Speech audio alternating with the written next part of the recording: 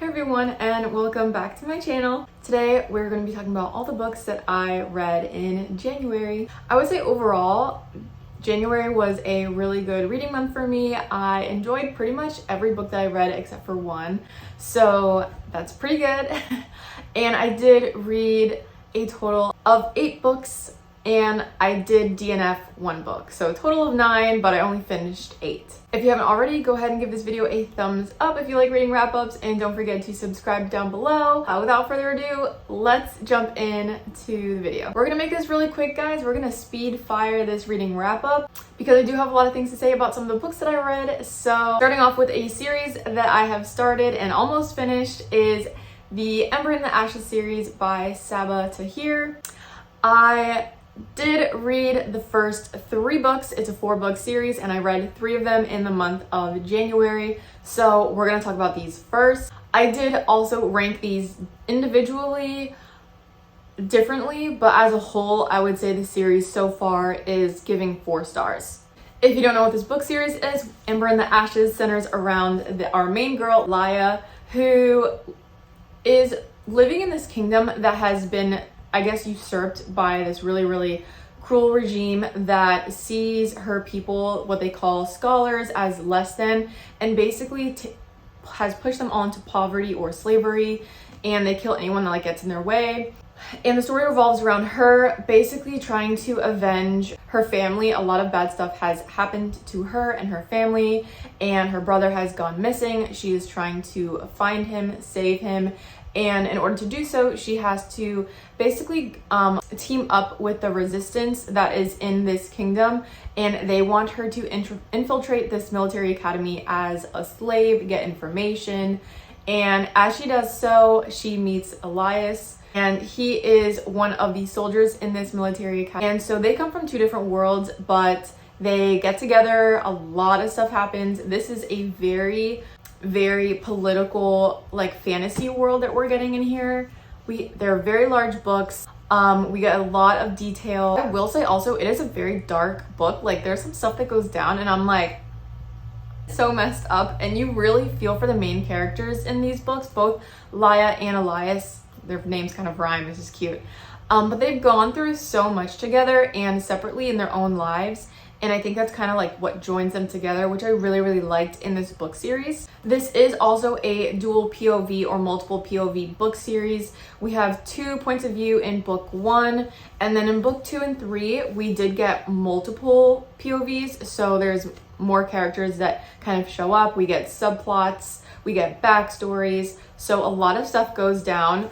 Overall, I really like where this book is going. I will say some of it I feel like is filler text or just a lot of excess world building that I guess a lot of people would like, but for me personally, I would kind of just rather get to the meat and potatoes of this, what's going down. I want Elias and Laya to get together on a happy ending. And 3 books in, and it is intense. This could make a really good TV series. Just saying, I feel like it could do very well because there's not much high fantasy. It's very political, army, evil regime overtaking these people, and then these people rising up to defeat the regime, and then there's this evil emperor, and there's a lot that's going on in here. I will say overall the story is really good. It is a young adult fantasy series, but like I said, because it's more politically driven, there's not going to be a lot of romance in here. So if you're not into romantic fantasy books or anything like that, you will enjoy this. And if you are into fantasy romance books, I still recommend this book series because this is really good storytelling. Yeah, overall, this is a 4-star read for me. I will do a full wrap-up of this series probably at the end of this month, so I can give my complete thoughts. But overall, I'm really liking where this book series is taking us. It's just kind of a roller coaster of emotions, honestly. On the flip side, we have a DNF, and that is Zodiac Academy Book 8, which is Sorrow and Starlight. And I think I talked about this in my reading vlog that I posted earlier. I will probably link it up here, but that book series is also fantasy romance, but it is completely different. We have basically all romance, basically no plot. It's very dramatic. There's a lot of stuff going on with these characters, and it just kept dragging on, and I kept hoping that something was going to happen and it would just get better, and so I would go on to the next book and then it wouldn't get better, and so I would be like, okay, let's try the next book, and then it just got worse. And I got to book 8 and I stopped halfway. I'm not finishing this book series. As disappointing as that is, I don't regret it because I really just was fed up with the writing, with the characters, with the 20 points of views that we get in this book that are, I think, serve no purpose to the overall storyline. And that's pretty much it. I don't really want to talk too much about that book. I just really didn't enjoy it. I don't like all of the smut scenes that were in there. I don't like how the character development is going, and yeah, the writing style was just really too immature for me. I think I'm just past it at this point. If you really like that series, I hope I'm not being too offensive or anything, but yeah, I'm just being honest and giving you guys my opinion. If you guys have not read the book series and you're thinking about it, I'm just giving you my thoughts, and it's just not for me. So we're moving on to a book that I really enjoyed, and that is Emily Wilde's Encyclopedia of Fairies by Heather Fawcett. This was a 5-star read for me. I love this book so much. I should have done a reading vlog on it so I could talk about it more. I may make a full review and like plot summary just dedicated to this book, so maybe stay tuned for that. I don't know. This is a, I would say, cozy fantasy book centered around our main character, Emily Wilde, who is a professor at Cambridge, and she is trying to write an Encyclopedia of Fairies to get her like PhD and become more respected and stuff within the university. So she goes to this village in kind of like this fantasy version of like the Netherlands and like Northern Europe. It gives a lot of like Norwegian vibes, but I think we're in a fantasy, like not a real country. And she goes to this village in order to observe and study the fairies that live within this village, like around the forest lines and everything like that. It is so cute. It's written as a journal, like because it's an encyclopedia, so she's basically writing down her thoughts and everything she observes within her time at this village. Also get a second character in here who his name is Wendell Bambleby. He is her academic rival, and he ends up coming with her to this village to help her with this encyclopedia and her studies. And he is a hoot. Oh my god, I tabbed and highlighted so many quotes from him just because I loved how he spoke to her, how he spoke in general. It was so funny. There were so many moments where I caught myself blushing or laughing. I love when a book does that to me, or does that for me. We do have a plot here, obviously, of her studying the fairies, and you know, some things do go on, but it's mostly, I would say, character driven, and there's not a lot that happens like action wise, which is why I would say it's more of a cozy fantasy read. So it's very low stakes, but we do have the high fantasy. So you get the fairies, you have little different species of fairies, which is really cute. There will be a sequel, so I'm very excited about that because I want more Emily and Wendell togetherness. I don't know. I love them so much.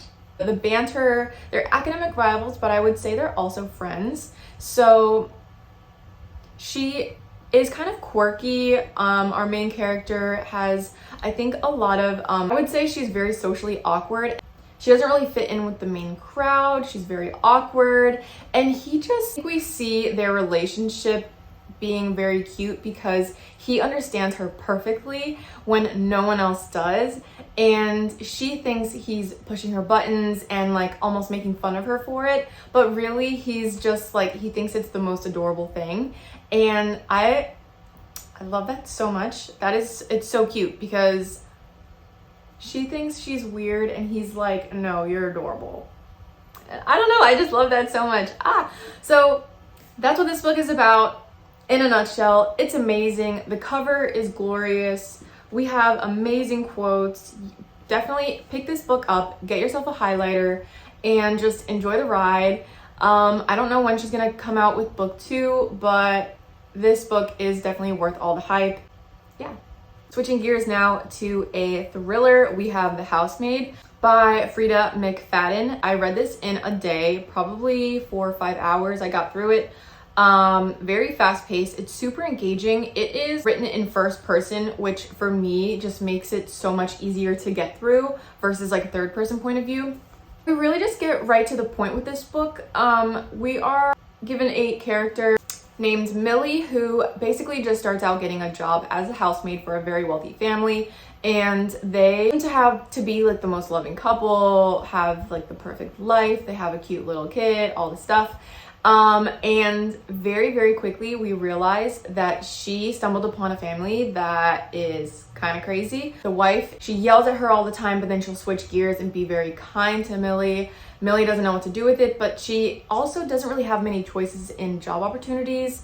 So she is stuck being this woman's housemaid, and we uncover a lot of secrets about this family, about Millie.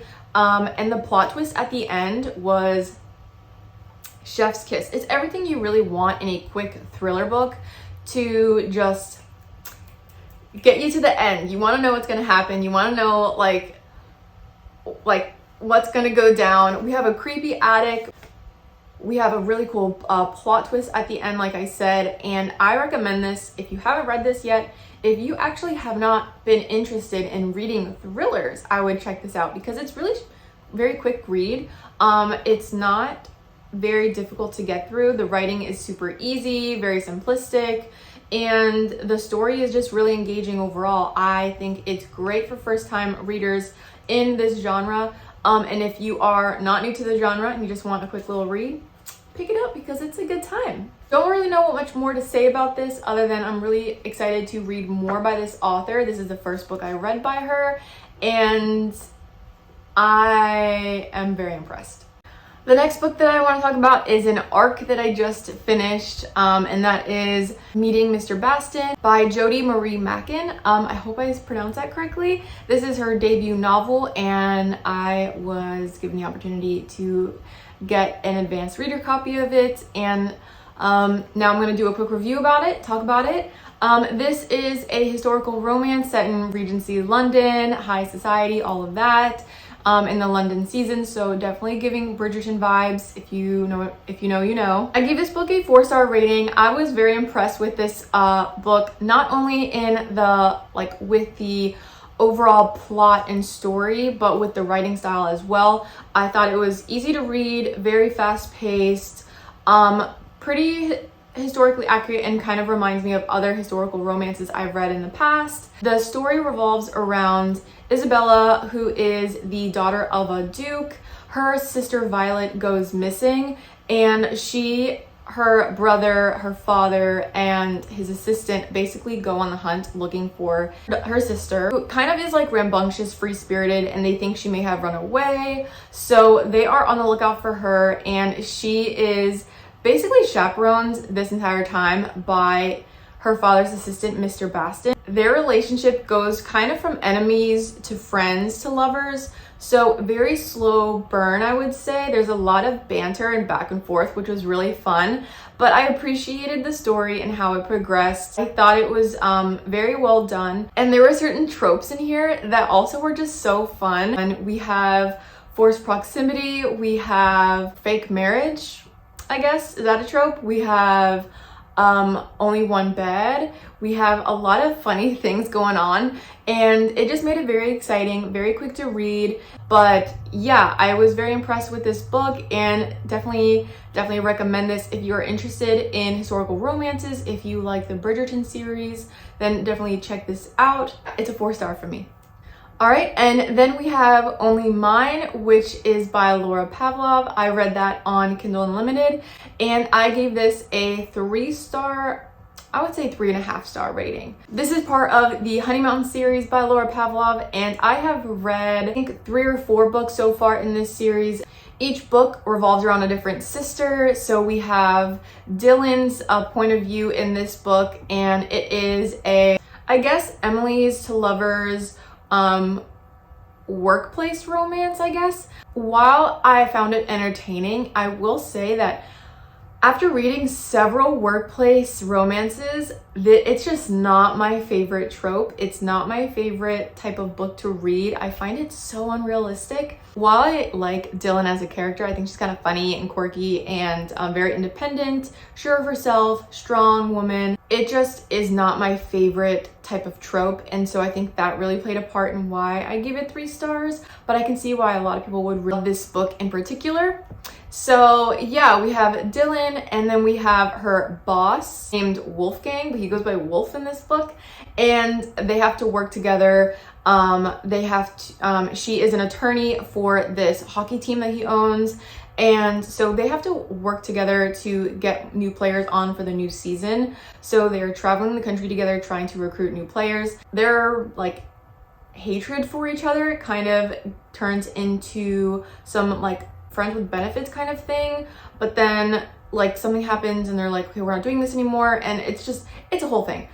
I definitely liked her other books better. This one was probably my least favorite in the Honey Mountain series, but again, if you like the workplace romance, definitely you'll like this book. Yeah, if you are into cute little contemporary small town romances, you will definitely like this book series. And last up on this list is Anastasia by Sophie Lark. I made a fully dedicated video to this book and I will link it above. This was another 5-star read for me. And it's also the first book I read by Sophie Lark, so I'm very excited to read more of her books. This is a Anastasia reimagining, like to the 10th degree, because this is a fantasy world and also nothing is historically accurate because, as we all know, the Romanov family like got, so yeah.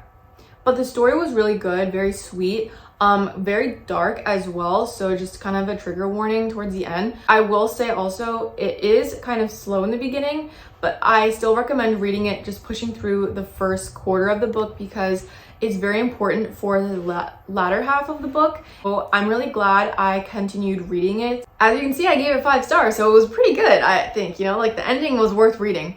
Check out that video if you haven't, but it was a 5-star read for me. If you have any Sophie Lark recommendations, let me know in the comments because I want to read more books from her. Definitely enjoyed her writing.